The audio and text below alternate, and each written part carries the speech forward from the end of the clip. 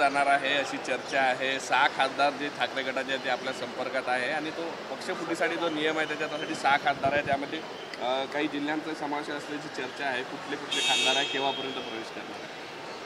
नाही, या बाबतीमध्ये मला असं वाटतं की एखादं मिशन राबवायचं असेल तर ते सांगून राबवलं जात नाही। पण एक मात्र निश्चित आहे की माननीय माजी मुख्यमंत्री आणि विद्यमान उपमुख्यमंत्री आदरणीय एकनाथ शिंदे साहेबांनी जे काम केलं आहे त्याच्यासाठी मिशन राबवण्याची आवश्यकता नाही। काही लोकांना कळून चुकलेलं आहे की आता वंदनीय बाळासाहेबांचा विचार पुढे नेणारी शिवसेना ही एकनाथ शिंदे साहेबांच्याच नेतृत्वाखाली चालते। त्याच्यामुळे अनेक लोक संपर्कामध्ये आहेत हे निश्चित आहेत आणि त्यांचा टप्प्याटप्प्यानं प्रवेश होणार आहे हे देखील निश्चित आहे।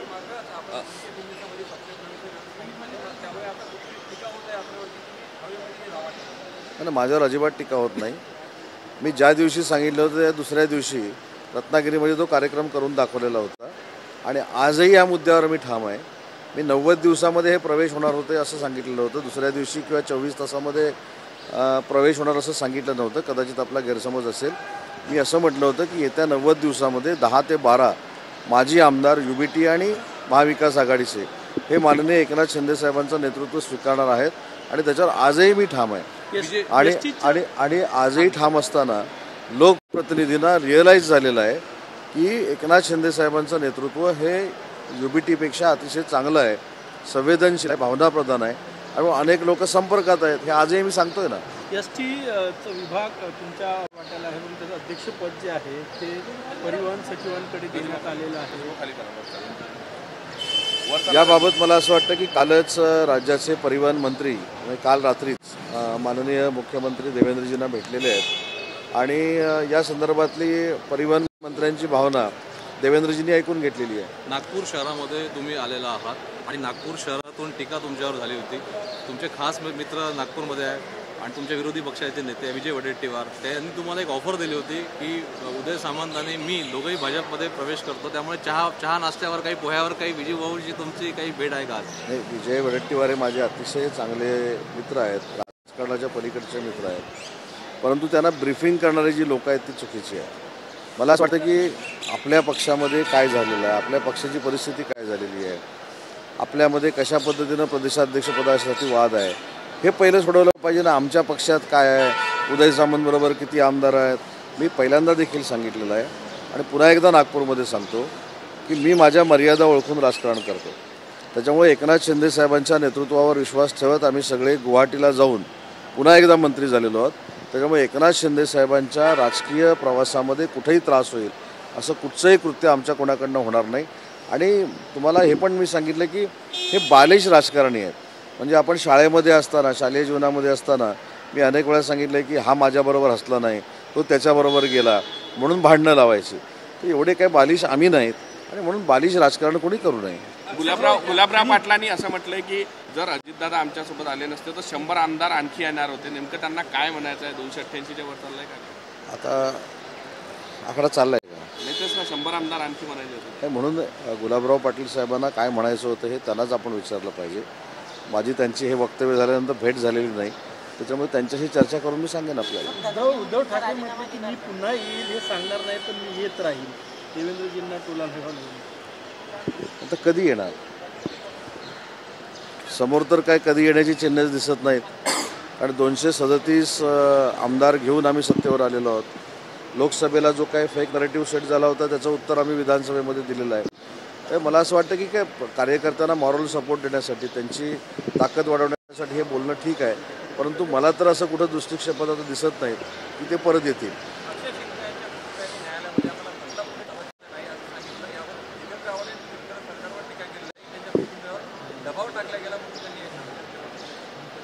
एखादी बाब न्यायालयामध्ये चालू असताना आणि न्यायालयामध्ये त्यांचे वकील काही बाजू मांडत असताना त्याच्यावर बाहेर भाष्य आणि ट्विट करणं योग्य नाही आणि न्यायिक व्यवस्थेवर कायमस्वरूपी आक्षेप घ्यायचा, एकनाथ शिंदे साहेबांच्या नेतृत्वाखाली काम करणाऱ्या शिवसेनेच्या पदाधिकाऱ्यांवर काही आक्षेप घ्यायचा, हे काही लोकांची फॅशन बनलेली आहे। त्याच्यामुळे मला त्याच्यावर जास्त काय बोलायचं। लाडकी बहीण योजनेच्या लाभार्थ्यांमध्ये 1 महिन्यात 5 लाख लाभार्थ्यांची भर झालेली आहे।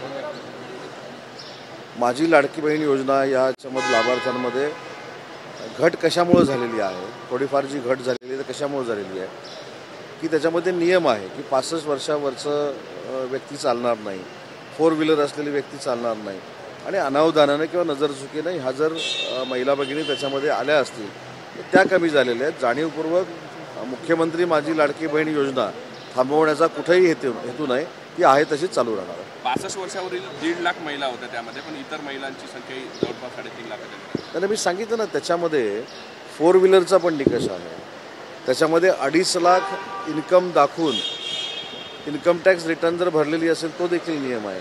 या सगळ्या नियमात राहून अशा पद्धतीनं काही फॉर्म कमी झाले असतील, पण सरसकट कुठेही मुख्यमंत्री माझी लाडकी बहीण योजना ही बंद होणार नाही किंवा त्यातले लाभार्थी कमी होणार नाही. ॲडव्हान्टेज विदर्भाच्या कार्यक्रमात तुम्ही आलेला आहात आणि दावोसमध्ये ज्या पद्धतीनं मोठ्या प्रमाणात विदर्भात गडचिरोली, नागपूर, ॲडिशनल बुटीबोरी खूप सारा इन्व्हेस्टमेंट आलेले आहे.